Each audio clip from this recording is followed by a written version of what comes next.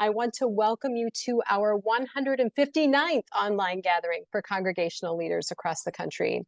This weekly gathering is called Courageous Leadership, and it's sponsored by ELCA's coaching ministry. I'm Jill Beverlin. My pronouns are she, her, and I am the program manager for this ministry and one of your facilitators today. So as we begin our time, I want to again name our ministry's commitment to the truth and healing movement in the ELCA. And as such, this is also a time for us to announce that next week on November 22nd, we will not be hosting Courageous Leadership. In the spirit of truth and healing, we want to remember that for many Native Americans, Thanksgiving is a day of mourning and protest, since it commemorates the arrival of settlers in North America and the centuries of oppression, theft of Native lands, relentless assault on Native culture, and genocide that followed. At this time in particular, we wish the hearts of all people to be filled with hope and healing. Together, I encourage us to pledge to dismantle the physical, economic, psychological, spiritual, and other barriers that divide and oppress us. Thanksgiving and Native American Heritage Day allow us to reflect on our collective history and to celebrate the beauty, strength, and resilience of the Native tribes of North America. We remember the generosity of the Wampanoag tribe to the European settlers. We remember the hundreds of thousands of Native Americans who lost their lives because of the ignorance and greed of the colonists and the genocide experienced by whole tribes. We remember the vibrant and resilient Native descendants, their families and communities that persist to this day throughout the culture of our country.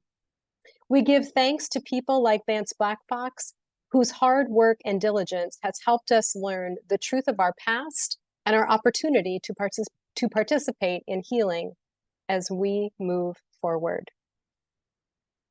So again, friends, as we enter this time today, I encourage us to remember that we are seeking to create a safer and braver space in these gatherings for you to bring the truth of who you are and how you are doing. These conversations are meant to be an intentional step for us to live more fully into God's dream for us as the body of Christ. And so now a shift to the holiday that is teed up right after Thanksgiving. When you think of Christmas, what are the top 10 feelings or words that come to mind? Well, for me, a quick Google search revealed these adjectives or these words: anxiety, excess, worried, panicky, pressure, illogical, impulsive, triggered, dread, and number 10, looming. So while it sounds like we are vying for a role as the Grinch, I am so very happy to have our colleague and friend, the Reverend Dr. Becca Ehrlich, back into our space to share with us how Christmas can be different for us this year. Becca is an ELCA pastor, teacher, and author of the book Christian Minimalism. Oh, and she's also mom to Theo. Becca, I'm not only thrilled to see you today, I'm genuinely excited to learn from you. As I shared before, I'm already feeling anxious and behind on Christmas, and I've been feeling that way ever since Halloween. So friend, welcome to the space. Thank you. It's good to be with you all today. I'm going to share my screen. Hold on one second. I'm doing it. This is to get the anticipation ready. This is why I'm doing this. Not actually. Okay. There we go. All right. So before we start, since all of those words that we pretty much talked about were very anxiety driven, a lot of them, not all of them, but a lot of them, I want everyone to take a deep breath in and let it out.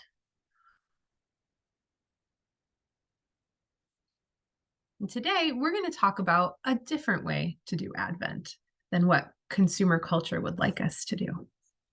But before we do that, Let's do a brief 2-minute refresher of what Advent is. So I'm going to stop my share and restart with the video.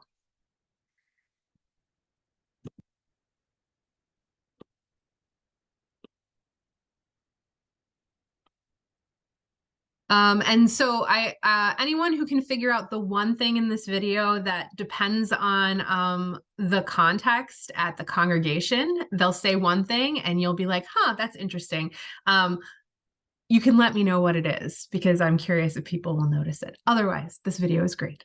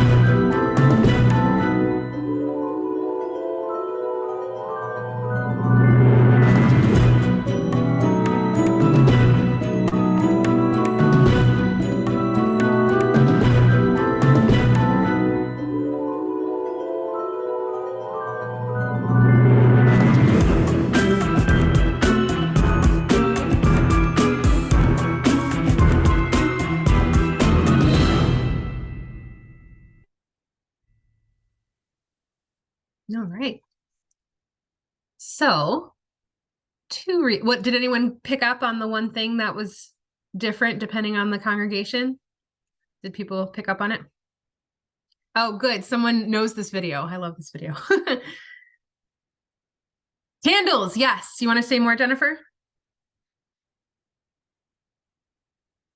Yeah, some congregations will do blue instead of purple and pink. Yep, thank you for that. Yeah. Busted Halo is a Catholic group, and so they went with the purple, but blue even more delineates Advent from Lent. So thank you. Gold star for you today. We're going to go back to the PowerPoint. All right, so to reiterate, Advent is about waiting, expecting, preparing, hoping, and praying for Jesus's coming in the past within the Christ child right now at the inbreaking, and in the future in Jesus's second coming, right? So we're expecting Jesus both in the past, in the present, and in the future. So that is what Advent is in the church. This is what consumer culture-driven Advent is, and I think you all know this instinctively because we talked about all the different words that come up when we think of this. So consumer culture-driven Advent wants us to buy as many presents as possible, spend money to get everyone expensive presents, even if that means getting into debt, stress out because we must make Christmas perfect with perfect food, perfect decorations, perfect presents, etc. Rush to get the best things before other people do. Oftentimes people feel like Advent is chaotic or rushed, and make Advent as busy and as stuffed as possible, which is in direct opposition to the church season of Advent, right? Making space for waiting, expectation, anticipation, prayer, hope, and preparation for Jesus. Any questions or comments on that so far?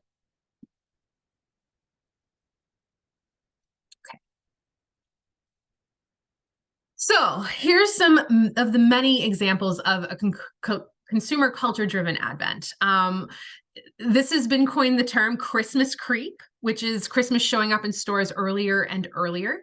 One of the earliest ways this was starting to happen before 1939, but FDR really sort of made it official. He actually moved Thanksgiving up a week starting in 1939 to make Christmas shopping season longer and to boost revenue. So ironically, the Christmas creep isn't something just sort of happened on its own. It actually was very intentional from a president of our country. So you learned something new today. Feel free to pull that out at holiday parties this year. Black Friday, we all know about Black Friday, the day after Thanksgiving. Hordes of people show up to get sales and buy what they can for Christmas. Before it was always, just that day, but many stores start right at midnight or even on Thanksgiving itself. Cyber Monday began in 2005, which is kind of the same idea as Black Friday, but online shopping instead, because if you don't want to go in person, you can buy your face off online. Small Business Saturday began in 2010. It was actually started by American Express to help America out of the Great Recession. So it's interesting. It was encouraging local businesses for sure to buy at local businesses, but then also it has this weird start by American Express because we wanted to get people to buy more stuff. And then Giving Tuesday began in 2012 because, quite frankly, everyone probably felt a little guilty about all those days of shopping. And then I hadn't heard this phrase till I was doing research for this presentation, but apparently some people call the Wednesday after Thanksgiving Weeping Wednesday for when you get the bill from all your shopping time. And if all of that wasn't enough, right? If that wasn't all enough examples of consumer culture driven advent, there's something called Super Saturday or Panic Saturday. I also didn't know about this until I researched it. It's sales on the last Saturday before Christmas, which is targeting last minute Christmas shoppers. And apparently it's a huge revenue day for American stores as well as Black Friday. But as we've said, there are other options so we don't have to buy into, you see what I did there, a consumer culture driven advent. So here are some examples of simplicity throughout history or her story, because there are a lot of women that are part of this too. First, the desert fathers and mothers, they came out into the desert to live a simpler life focused on God. People came out and got wisdom from them. So it wasn't like they were just being completely antisocial, but they did want to get away from some of the more chaotic, rushed ways that life was happening in the regular world. And they decided to put themselves in a different setting to focus on God and living more simply. Anchorites and anchoresses in the 11th through 16th century actually made vows to live in a little, basically a little hut. Sometimes they were attached to a church, sometimes not, and they were often sealed in there. And so they were pledging themselves to just be with God and be in that space. People would, they would bring food, they would obviously eat, and people could come and talk to them through the window. So again, not completely antisocial, but it was a choice to live a very intentional life of simplicity, focusing on God. And then we have the separatist movements like the Shakers and the Amish and Mennonites who lived in community and wanted to live in a different way other than how consumer culture and the Industrial Revolution was encouraging productivity over people. And so they wanted to live a very different lifestyle of simplicity and focusing on God. And then for those of us who maybe were alive in the 70s and 80s, you may remember the simplicity movement where people were just kind of sick of consumer-driven culture and wanted to live a more simple lifestyle. A lot of the same themes that you hear in the Desert Fathers and Mothers and all of these other movements are kind of echoed in that, but it also went into this other realm of like canning and homesteading and growing your own food and those sort of things and living off the land and like having simplicity in that kind of way. And the most recent one, which is probably in the last 15 years or so, is minimalism. And we'll talk more about minimalism in a minute, but that's the contemporary way of thinking about simplicity in our culture and living in a different way than what consumer culture would like us to live. Just going to check the chat here. There's a funny comment on there about Black Friday as a liturgical holiday. That's terrifying. Thank you for sharing that, Kristen. All right. Any questions or comments before we continue? Okay. So we're going to talk a bit about minimalism because that's the most contemporary version of simplicity. What is minimalism? It is not this. Usually when people hear the word minimalism, they think of a room devoid of color with like one furniture piece and nothing else. It is not that. I'm here to tell you that minimalism is a lifestyle. It is a way of looking at the world, and it is a way of being that does not look like that at all. It is not Spartan. It is not joyless. It is not sad. Minimalism is a focus on the aspects of life that matter most and intentionally removing everything else. And so Christian minimalism is actually connecting minimalism to Christian faith and spirituality. So the next question, of course, is what are the aspects of life that matter most? Anyone want to guess some? Throw them up in the chat or say them out loud.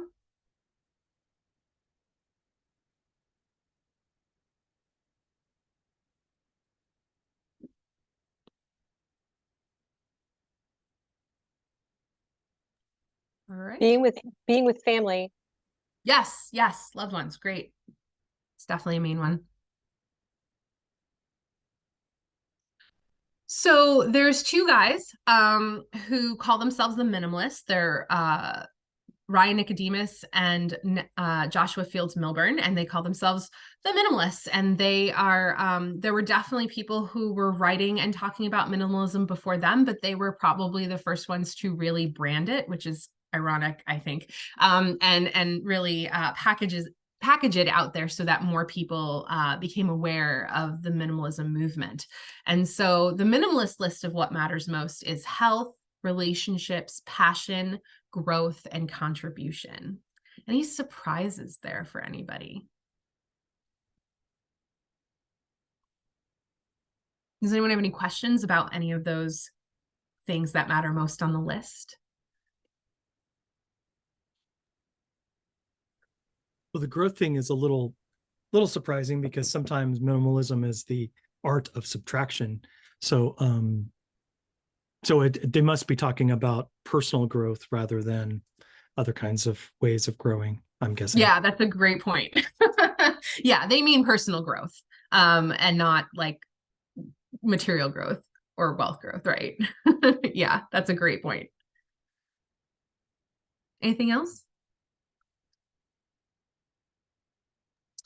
So when I've been writing and speaking about Christian minimalism, this is the list I use for what matters most: fellowship, self-care, stewardship, spiritual growth, vocation, and service. So you can see some parallels to what the minimalists did, but I think it's more specific in connecting Christian faith and spirituality to minimalism and the lifestyle. Any questions or comments on that list?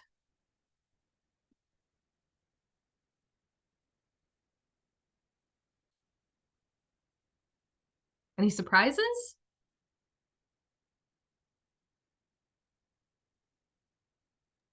Okay. They seem to me like more churchy words for pretty much the same thing. Like, Okay. I can't remember what like self-care I would call health or growth. Stewardship and service are two aspects, I think, of giving or sharing, whatever that last one was. They just seem like different ways to say the same thing. Ish, right? There's definitely similar themes in them. Yeah, I would call vocation, like passion and vocation seem to be similar to me too. Yes, yeah, they could be. I will say that when you're coming at it from a secular standpoint, passion and vocation were very different in how the minimalists talked about it. I think vocation is very much a very specific Christian concept. And stewardship, I would also argue, is very specific, although it has similar themes to what the minimalists were saying.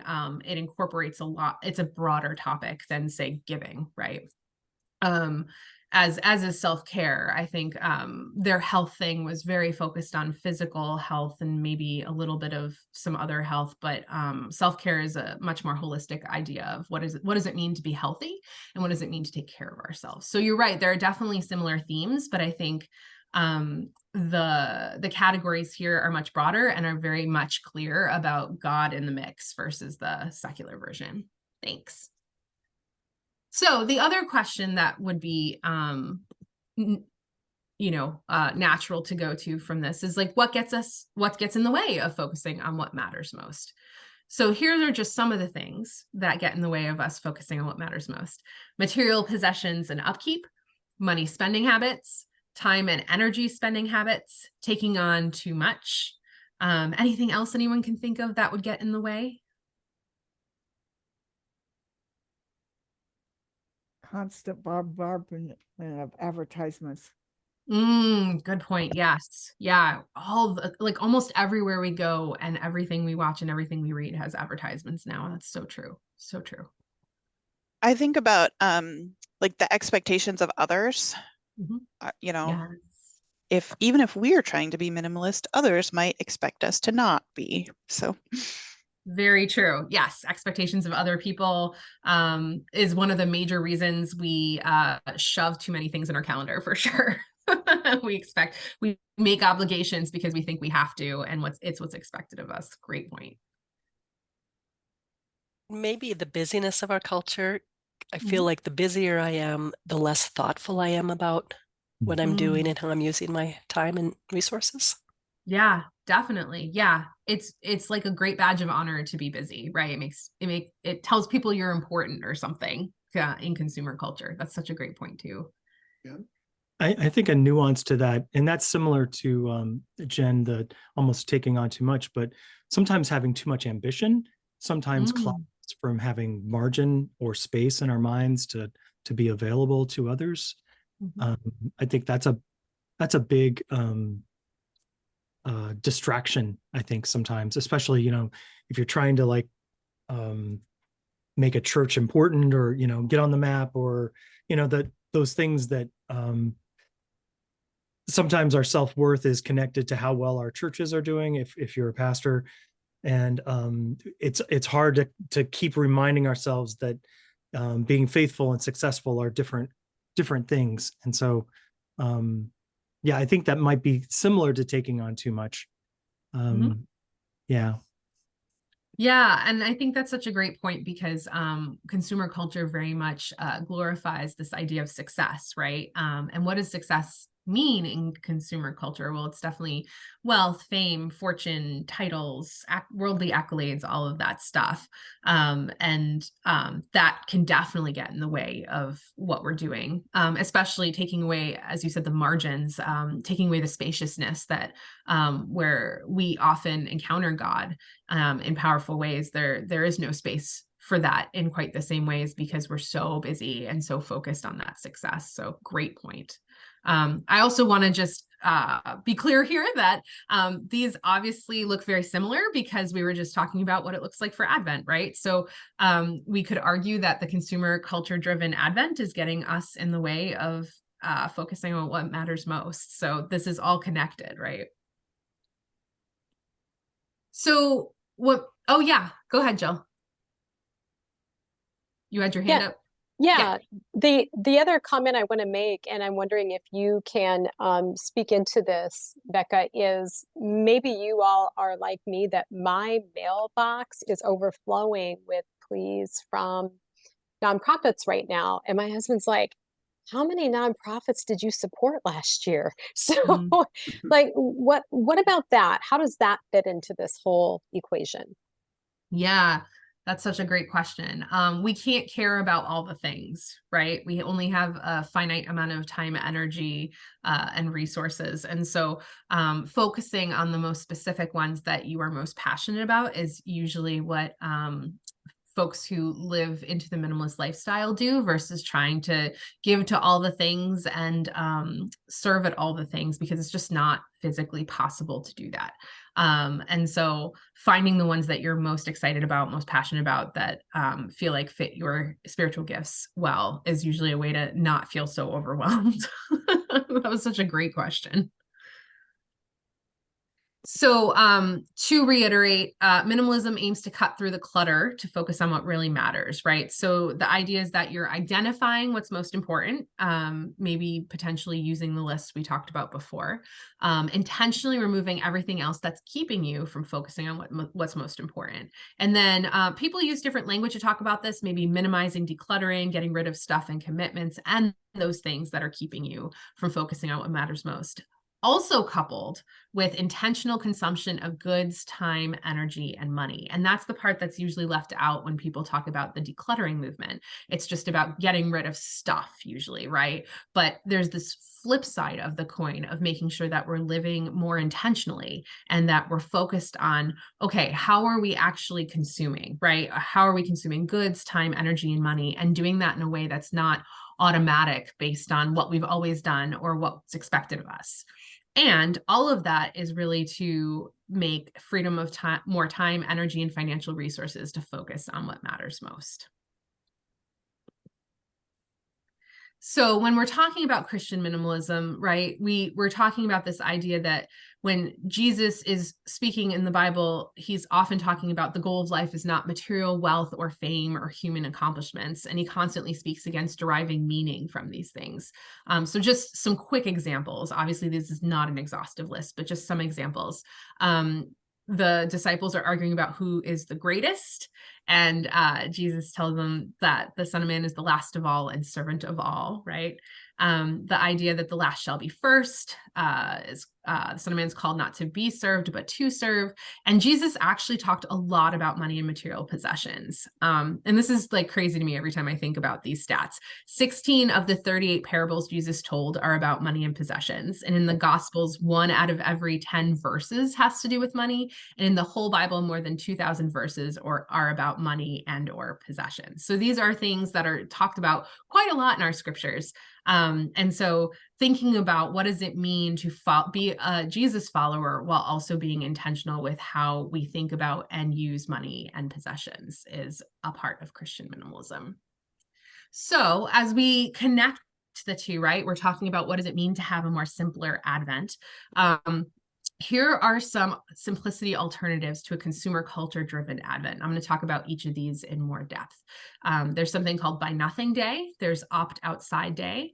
There's the Advent Conspiracy Movement. And then we'll talk about what it means to shift our thinking into a more simple Advent using Christian minimalism. So Buy Nothing Day, it was started in 1992 by a Canadian, actually, which I think is interesting, named Ted Dave, who's an artist. It's a day of protest on Black Friday when participants pledge to buy nothing for 24 hours to raise awareness of the negative environmental, social, and political consequences of overconsumption.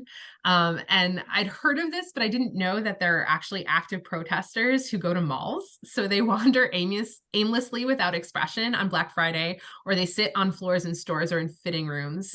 They call it the zombie walk to call attention to consumerism because it's doing things right without thinking. And so a lot of people, there's some pushback on Buy Nothing Day because people say it's a good start, but like, what about the other 364 days of the year, right? Which is where Christian minimalism kind of tries to fill the gaps of the Buy Nothing Day. It's a great start to show people that, you know, Black Friday is not helpful, nor is overconsumption, period. But where does that go from there? Opt Outside Day was actually started in 2015 by REI to encourage people to spend time outside rather than shopping on Black Friday. And they started it by going against the grain, and they closed their doors during Black Friday in 2015. And then after they started that, it's become an official part of how they function as a business. So as opposed to most other businesses that are open maybe at midnight on Black Friday or before, right? And are encouraging sales and trying to get people to spend as much as possible. REI completely opted out of that, closed their doors on Black Friday and said, go outside instead. The Advent Conspiracy Movement was started in 2006 by 3 pastors, Chris Ye, Greg Holder and Rick McKinley. And their big thing is they have 4 tenets to the Advent conspiracy movement, which opts to be anti-consumerism during the time before Christmas. Worship fully, spend less, give more, and love all. So I'm going to close out of this and show you a quick Advent conspiracy video so you can find out more about that.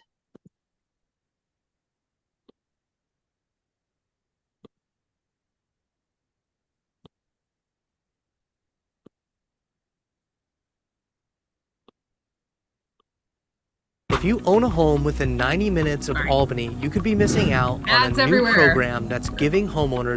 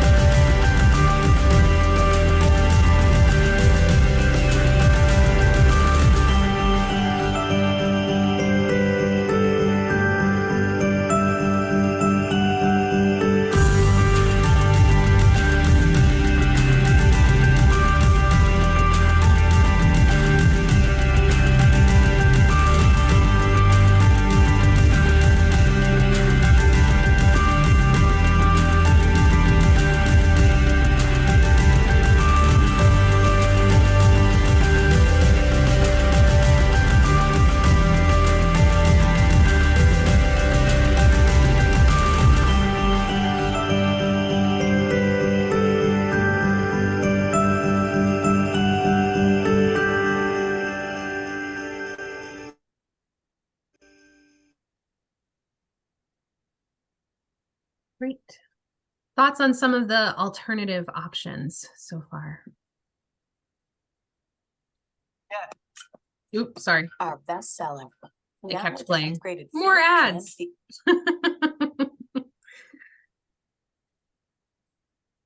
Go ahead. Any thoughts or comments on the alternative options so far before we talk about the Christian minimalism shift? I loved all the play on words, and I loved how it said worship fully, right? Just so many of those little things. It's a great video. Yeah. Yes. And I encourage you to go to their website. They have some cool things going on with the Advent conspiracy stuff. So check them out and see if any of the things work for your context for yourself or maybe for your congregations. Yeah, Stephanie, did you have your hand up? Okay, just making sure. All right, gonna share my screen again. Yes, at their website. Yep, you can get that video at their website directly. It's on their front page. Yep. All right. So as we're starting to think about how we can maybe incorporate some of this into our own experiences of Advent, right? All of these alternatives to a consumer culture-driven Advent touch on the themes of minimalism and Christian minimalism, right? So focusing on God and what matters most, this idea that, you know, focusing on Jesus is the reason for the season, right? I know that's been like overdone all the time, but I have to say it. Time with loved ones is more important than gifts and a perfect holiday. Personal health and healthy behaviors and boundaries, right? Making sure that you're not doing so much or rushing so much or doing all those things that you're making yourself mentally, emotionally, physically sick. And then, of course, that other side of the coin, right? We talked about this flip side of the coin, this intentional living idea. So intentional spending and consumption, intentionally using our time, talents, resources, and energy. And this idea of freedom. I love like the shackles thing that like blew up in the Advent conspiracy video, this idea of having freedom from the shackles of consumerism and expectations. And one of the practical ways that you can do this, one of the ways that we do this as a family who lives into this idea of living as Christian minimalists, is gifting experiences, or that's supposed to be charitable giving, not charitable giving. Although charitable giving is kind of a cool word. Maybe I'll keep using it. And consumables whenever possible, right? Unless obviously someone asks for something specific for Christmas, that's a material thing. Often gifting experiences or giving in someone's honor or gifting consumables often gives just as much joy as material possessions. So this is the questions or comments portion. I will stop my share and then we will break into small groups for discussion. Any questions or comments on all of that?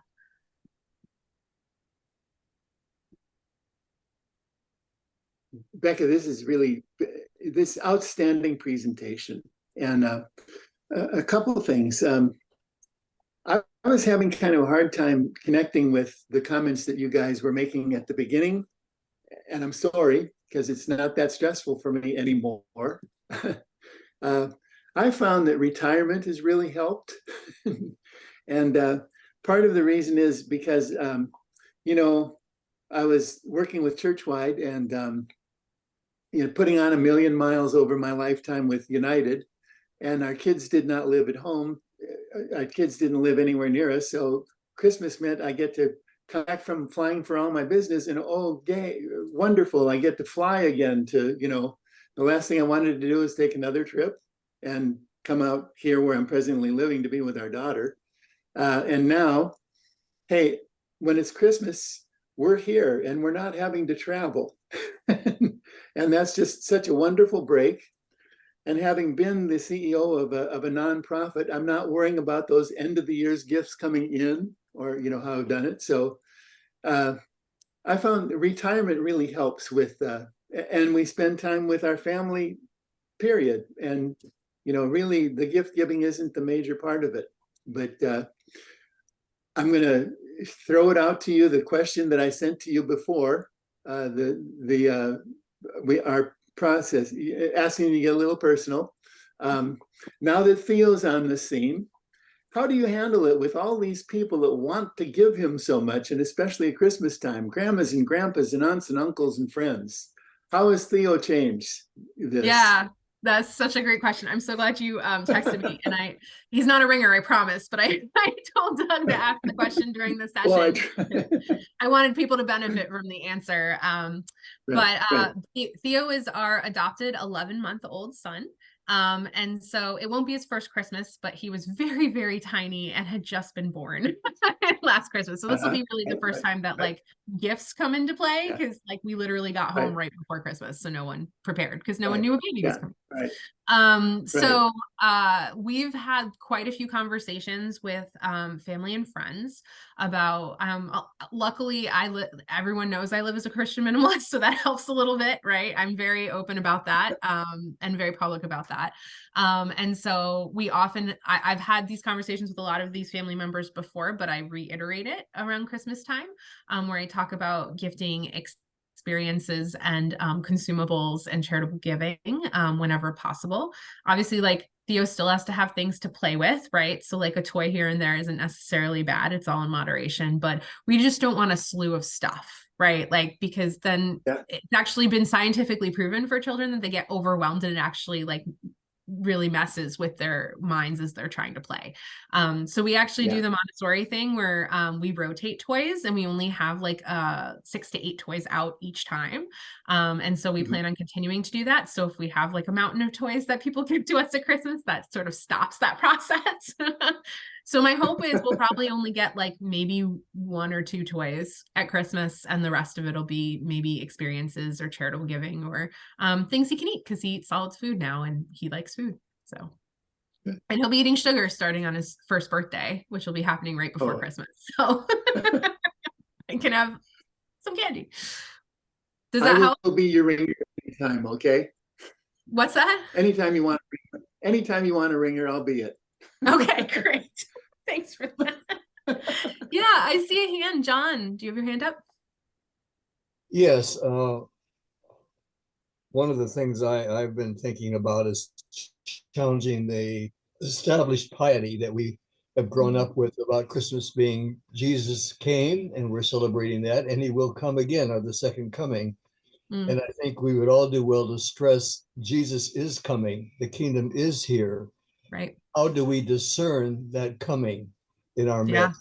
Even that's great. Given the terrible things going on in our world, I think if we can help our people discern that he is coming and where to look for that, that would be helpful to a lot of us. Yeah, that's such a great point. And that's why when I always talk about Advent and these kinds of things, I always talk about past, present, and future with Jesus, right? Like, I think it's so easy to forget the present part. So thank you for highlighting that. That's great. Anything else before we head to discussion time? All right. Jason, if you would be so kind. Oh, you already did it. I didn't even have to. He's so on the ball. I love it. So these are some of the discussion questions that we encourage you to think about as you go into breakout rooms. Although I am not a fan of stopping the spirit. So if there's something else that comes up that you all need to talk about, like, feel free to do that. These are not ironclad in any way, but feel free to check those out. And then I think we'll head to breakout rooms, right? Okay, great. Welcome back, everybody. Anyone want to share some maybe some insights that came up while you were talking in your small groups?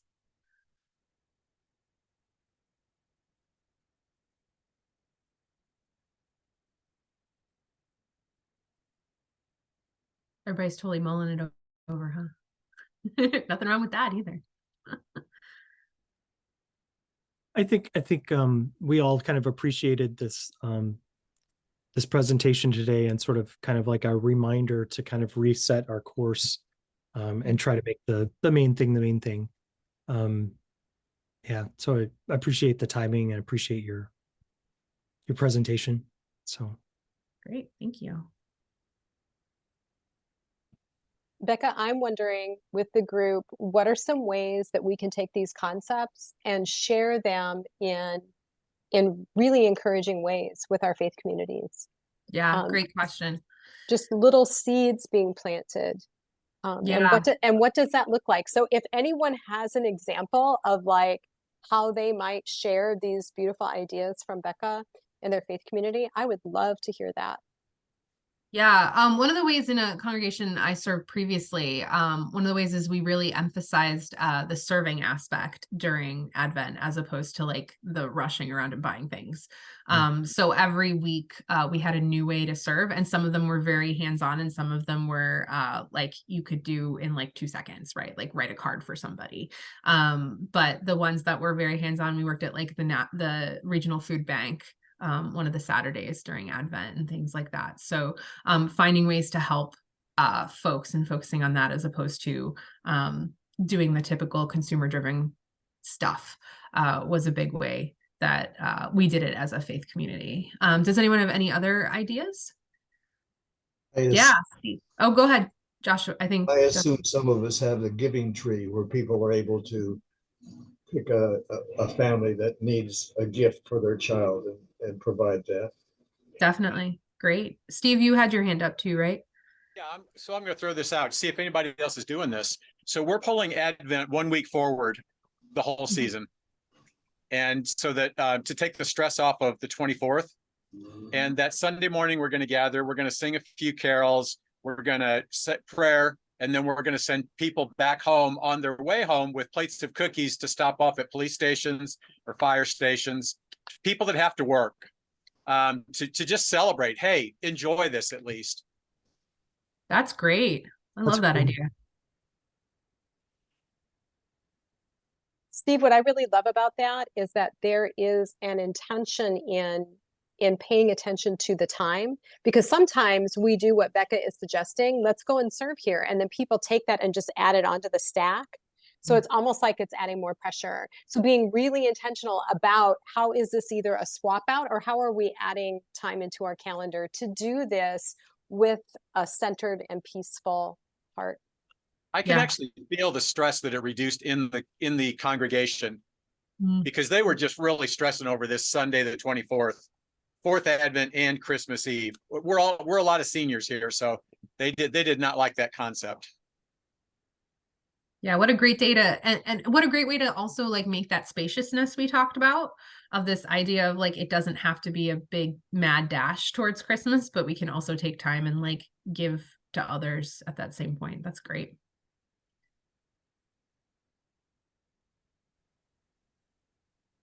I was reminded in our small group about how it's not about perfection. And that helps me a lot, because sometimes I think, oh, I'm not doing good enough job of being minimalist. And, and then, as you say, that becomes another thing to add onto the stack, is, trying to do the things. And so to remember and to remind others that it's not about perfection. You have permission to let it be minimal. Yeah, that's such a great point, right? Like if you think, it's the difference between thinking of it as like a shift in mindset versus like something else you should do, right? And so thinking through like, okay, I'm going to think about, like, just even thinking about Advent differently is going to make a shift for you, because then you're going to be more intentional about how you do things. So that's such a great point. I love it. Well, friends, we are at time. Becca, I want to thank you again for a fantastic presentation. We will have this recording available for you to share with your communities, along with the resources. And so, Becca, I will look forward to talking to you after Christmas and just hear how everything goes. And how Theo likes sugar. That's a really important thing, right? Yeah. And so, friends, Jason put some great resources related to Thanksgiving and the day of mourning, that we can stand alongside our Native Indigenous siblings in that. And please know that I am so thankful for you. Next Wednesday, whatever you find yourself doing at our typical time, I hope that you do pray for our Native Indigenous siblings. Think about the concepts that Becca has raised in our heart, and know that Jesus has come because Jesus loves you. And as we leave, the last Wednesday of the month, we will be talking with some colleagues who represent the Holy Land, and give us an update on what's going on, what we as a denomination are doing, and what we as individuals can do to bring peace to this situation. So friends, as we leave this space, as always, know that you are seen, you are valued, and you are loved. It's always a blessing to be with you. Thank you again, Becca.